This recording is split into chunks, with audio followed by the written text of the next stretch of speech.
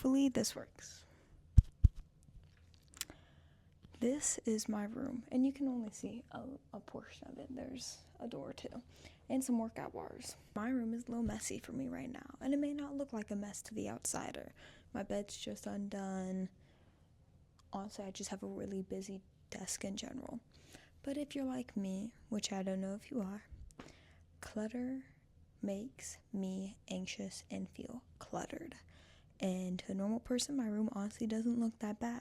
But to me, who lives in here, especially during the semester studying, so many hours in the day, when stuff builds up, it stresses me out. So, I want to do a clean through of very random things to declutter my life before 2026. And honestly, I can't even say, like, I just do this every new year. I do this every few months. Like, I just like to clean and get rid of stuff I don't need. So, I'm going to take you along for this process of me cleaning out my room. So, I hope you enjoy, and if this does get posted, let me know how you're decluttering your life for 2026.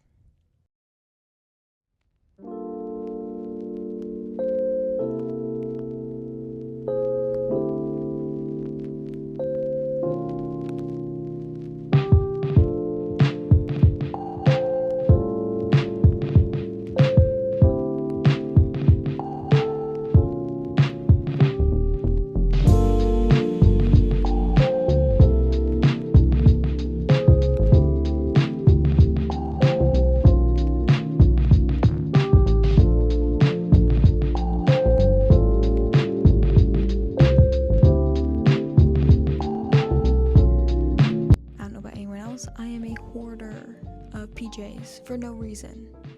I'm not even a hoarder of PJs. I don't know why I have so many. Like, I literally rotate the same 3 PJs forever. So that is my drawer that literally overflows.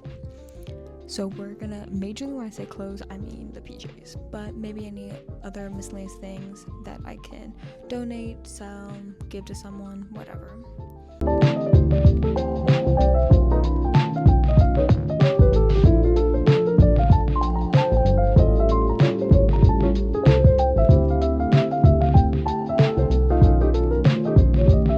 Second is my shelf. I love my shelf, but it's been feeling a little overcrowded recently, and I do collect vinyls and K-pop albums, and I love my albums, but I will be selling a few of them because, quite frankly, I need the money. I want it to feel a little more organized. And lastly, my desk. I did recently do a major clean through of my desk, but with Christmas and gift making, things have piled up, and I've really just wanted to reorganize and reset this area.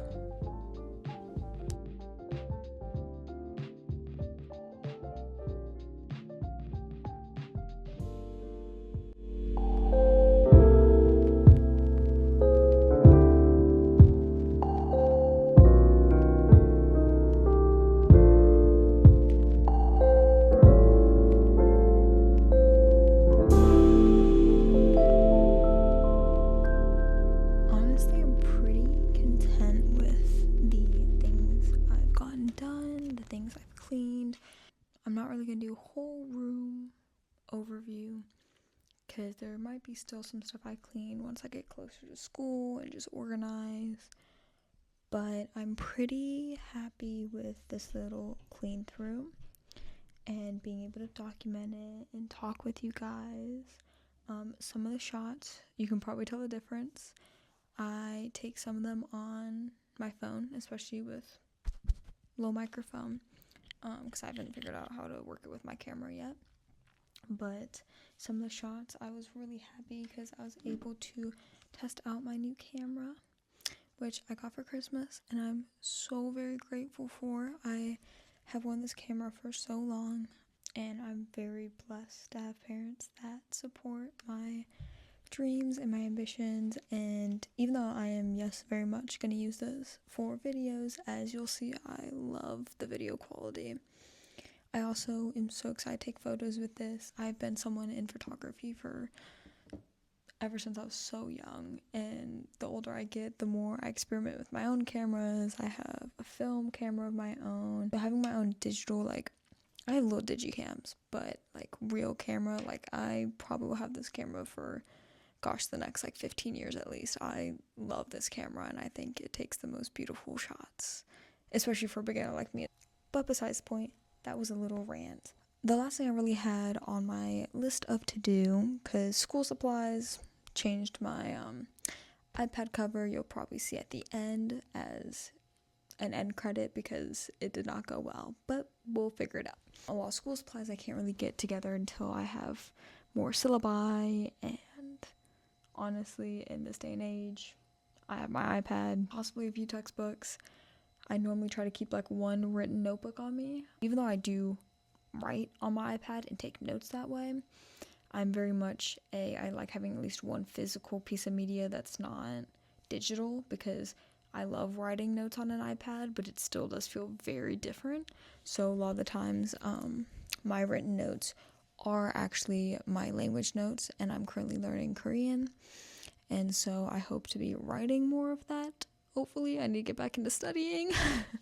But the last thing I had on my list for this video was goal setting, and I'm a very, very firm believer that you do not need to wait until the new year to set goals. That, you never, there's never going to be a moment that just, that's your goal, that's your ambition, that's your power move to get stuff rolling. You have to be that power move, if that makes sense. Like, you have to go for those dreams and go for those goals. But I'm also not going to deny that it is nice at the end of the year to reflect on yourself and kind of manifest what you want out of the next year. I think it is good to have goals, but in my opinion, it's good to have very reachable goals. Sometimes, and I'm a person like this myself, it is very easy to want to create the biggest goal, which is not a bad thing. If you have a very ambitious goal and you have the steps and the means to do it, that is amazing.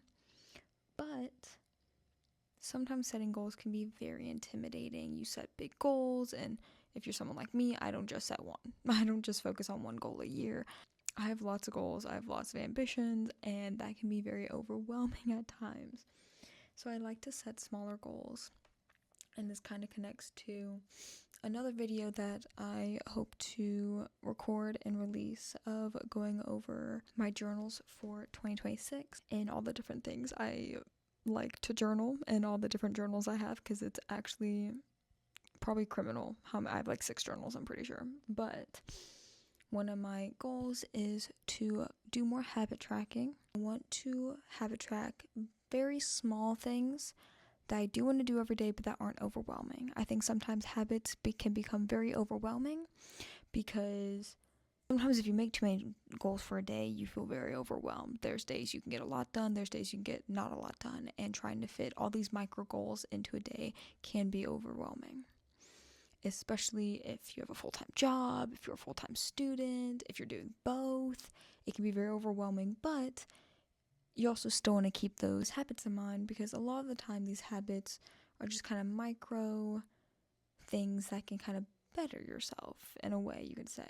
For example, some of the habits I want to make sure I partake in is, even in the cold weather, making sure I go for daily walks. It is so good for your digestion. It is so good, especially after meals. And for your blood sugar levels, there's so many benefits just getting moving after a meal and after a long day. And I have other things too. For example, I love to drink water. Crazy, I know. But especially when I'm filming like this, like, I barely drink in any water because I'm so focused on what I'm doing at hand, which is great. But then I also become dehydrated and get headaches and all sorts of things. So I want to make sure I'm drinking enough water a day. I am also a dancer that is currently trying to work through an injury, and I have some type of foot injury. I'm not sure if it's plantar fasciitis or if it's just a fallen arch, but I'm trying to build my foot strength and my ankle strength so that I can be the best dancer I can be. And so some of my habits pertain to doing small movements, even every night while I'm watching a show or relaxing that can help my feet. And also along with that is, even though I can't go full out right now because of my foot and my ankle, I want to practice on other dancing styles to benefit myself in my dancing career. I want to get better at voguing and tutting, which yes, uses your whole body, but get the basics down, especially hand-wise, which I know kind of sounds silly, but like I've always really admired people that can vogue really well and can do amazing tutting. So I want to be that person, and I want to have the goal to look at myself and be proud that I'm one of those people that can do that, and grow that skill. Those are just a few examples of my habits that are small but meaningful, and I think it's so important to remember that you can make small and meaningful habits. It doesn't have to be a big goal or a big habit for it to matter. As long as it matters to you, that's all that matters. I know that I just said matters like 50 times. But even journaling 10 minutes a day, you'd be surprised how much journaling can really help. I obviously like journaling. I have like 6 of them, but I have different ones for different uses, and I think that's so important to have somewhere that you can track habits, to talk about your day, to be grateful for something. I know a lot of people, if they're getting into journaling and they're a little stressed about it, like, oh, I'm not journaling enough, I'm not good at journaling. Journaling is just writing down if you're just doing a plain like memory or ranting, I like to say journal, it's just putting your thoughts down on a piece of paper. No one's perfect at it. Just because some people write fancier or make it prettier or have 5 pages a day, that does not mean that has to be your goal. Your goal, I know a lot of people when they start off journaling, they will do memorable moments and they just do a sentence like, oh, this was something memorable from today. That's a perfect way to start. And I think it's so good just to start. This video is probably all over the place slightly. I honestly did not have a real outcome for this video.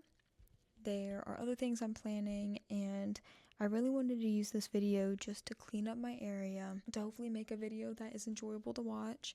Also test out my camera. I'm very excited to see how the shots I took with this camera turn out. But I hope this video helped to inspire you to maybe clean out your area, to look at your surroundings a little different, because I am a believer that what you surround yourself with can very much affect your mood, your ambition, your thrive to do things. Making my room a little cleaner, organizing a little things, and honestly, even if you don't organize too much, like this video, I didn't do as much as I thought I would, because I think a month or 2 ago I really cleaned out my closet.